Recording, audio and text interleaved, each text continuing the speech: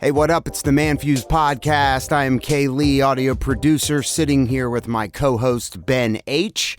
Today, we're going to talk about the phrase, friends with benefits. I think we've all heard it. It has been brought to our attention that the phrase, friends with benefits, might have a different meaning to one generation versus another. And we're going to get into the derogatory names that businesses have for their customers. Their customers, the people that pay their bills. But first, let's talk about the phrase, friends with benefits.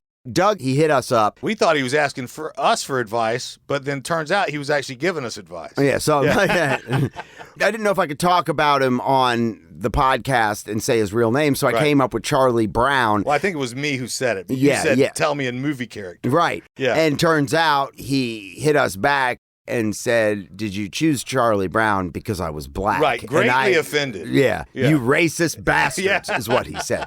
So Doug hit us up with audio that sounded like he was in a wind tunnel, so that's why I'm not I think he was in a vacuum cleaner. Yeah, we have the message. And Ben, what was his question? Doug is in a situation where he's attracting girls that are a younger generation than he.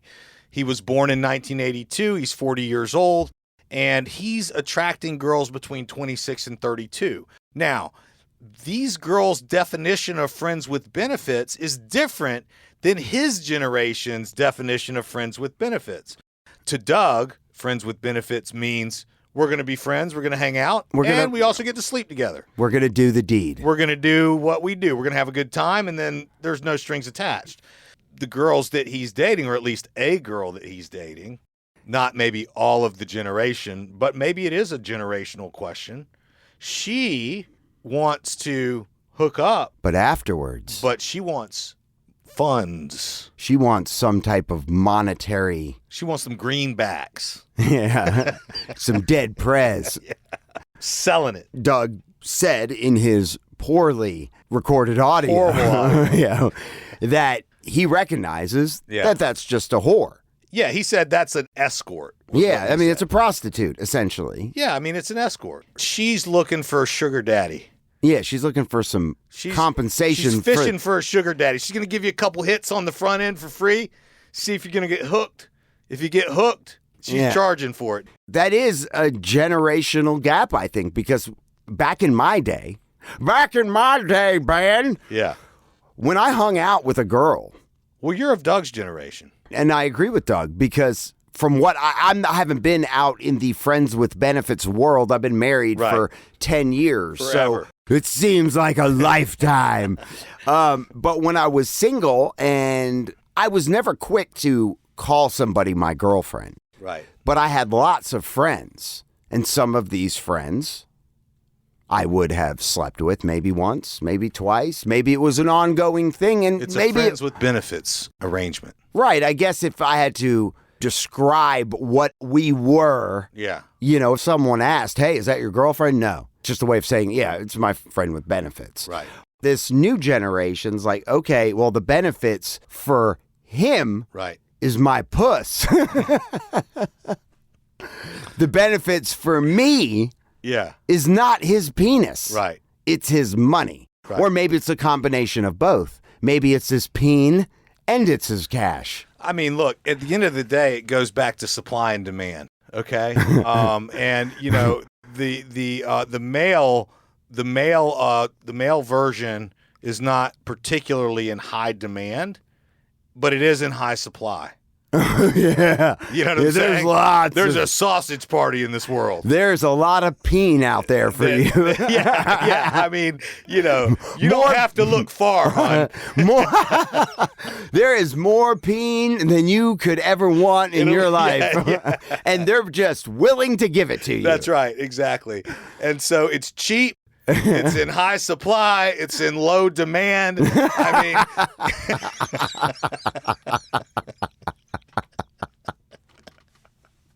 As a commodity, you know, we're talking about sewage. Is sewage a commodity? or garbage. Yeah. High supply, low demand. Yeah, right. There are other parts of a man that could be in low supply and high demand. Feelings?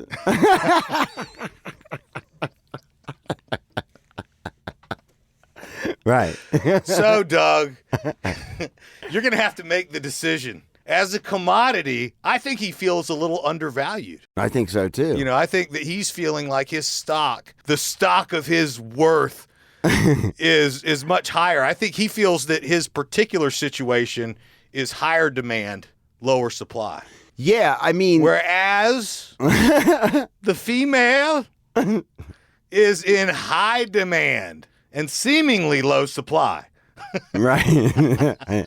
He said he's cutting her off, dude. I would. You know, Doug has got a choice life. Doug has got a girlfriend who's got a girlfriend, and Doug has the freedom to play around with these gold diggers.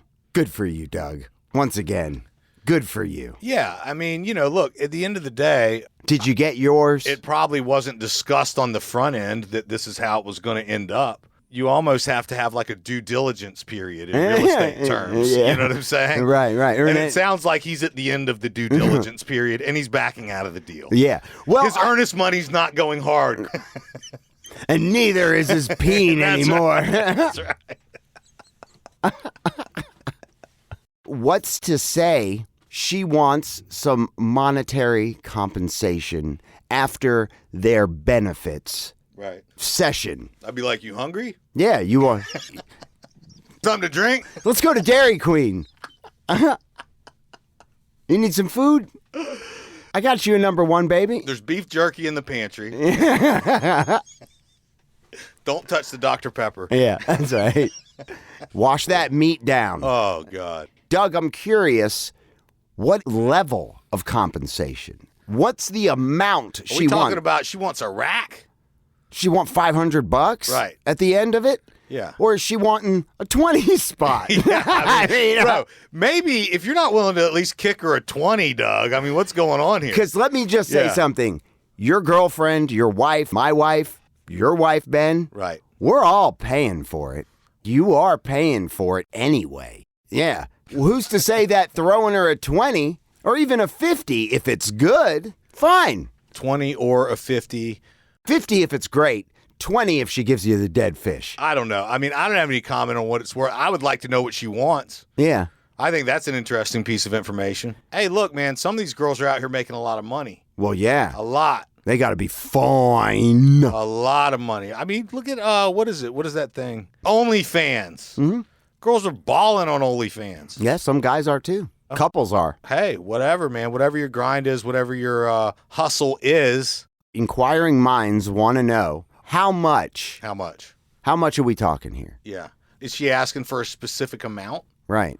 Per time? Like, does she have a price list?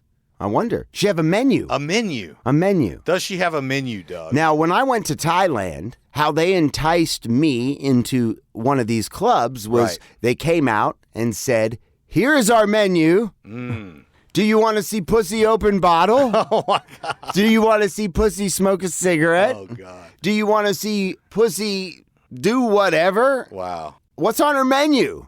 If she does this, do you have to give her that?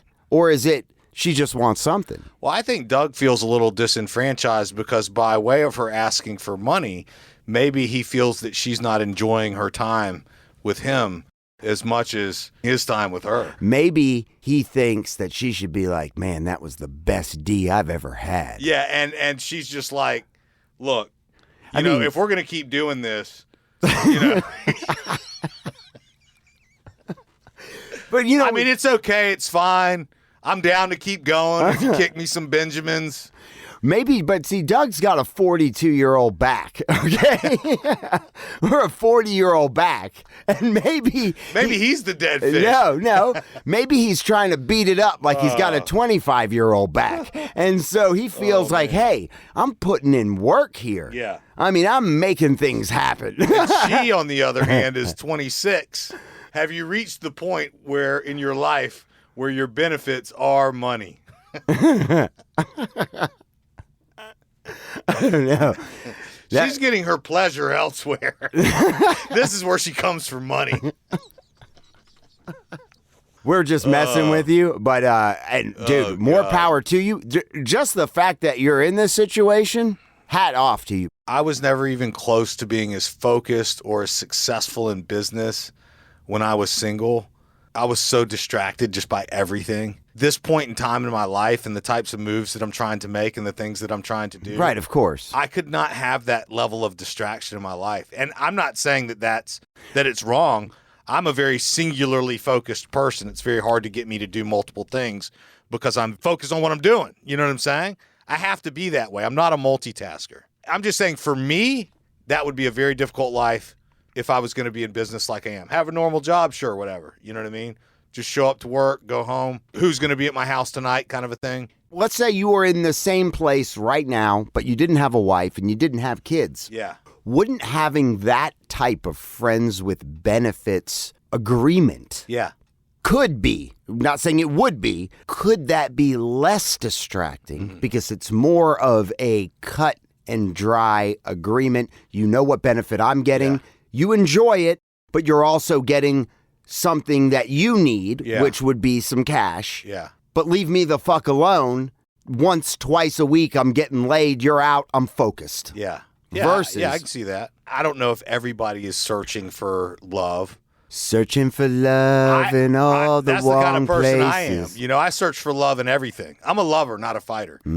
I search for love in all things that I do. People think I like cars because I'm showing off to other people. No, I actually love fucking cars.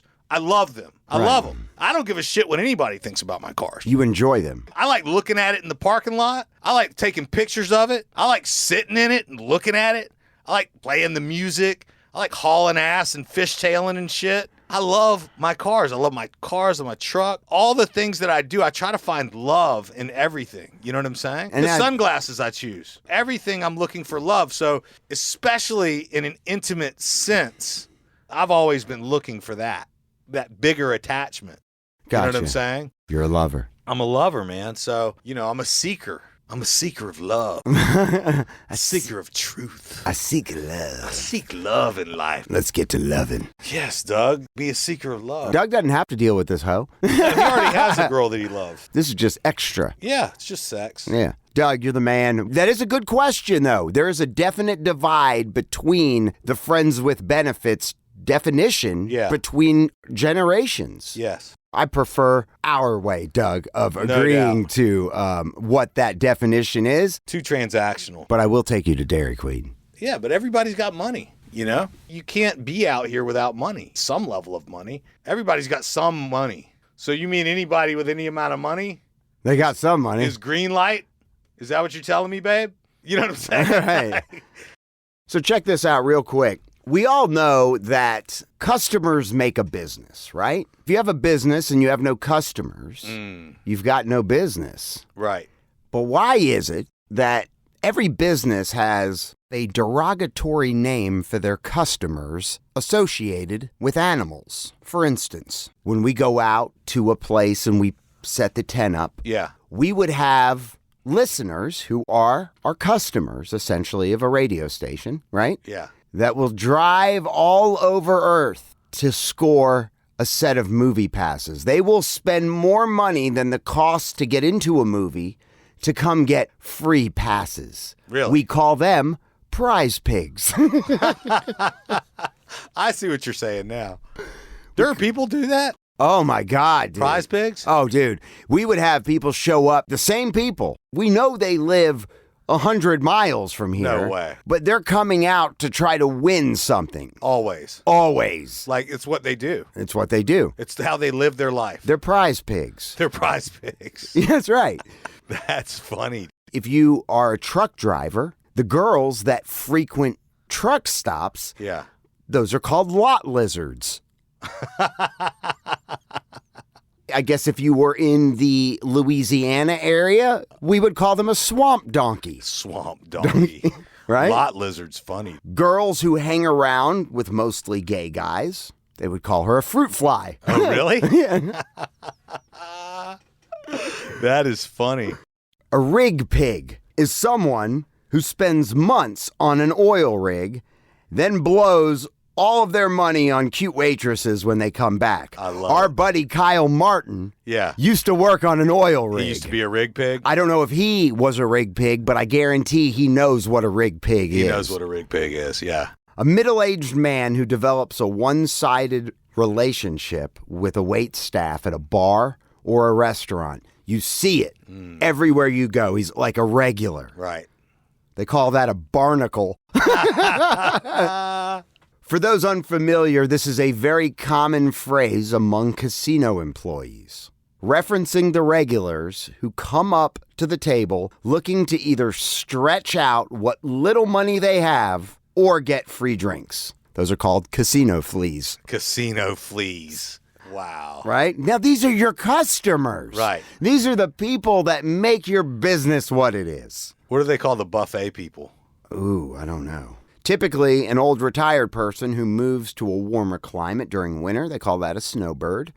Someone who keeps going to the refrigerator seems to be attracted to the light inside, for there isn't any food still, but yet they keep going as a fridge moth. That's me. Fridge moth. Just keep opening it up. I just like to look at it. People who work themselves to death in a 9-to-5 they hate.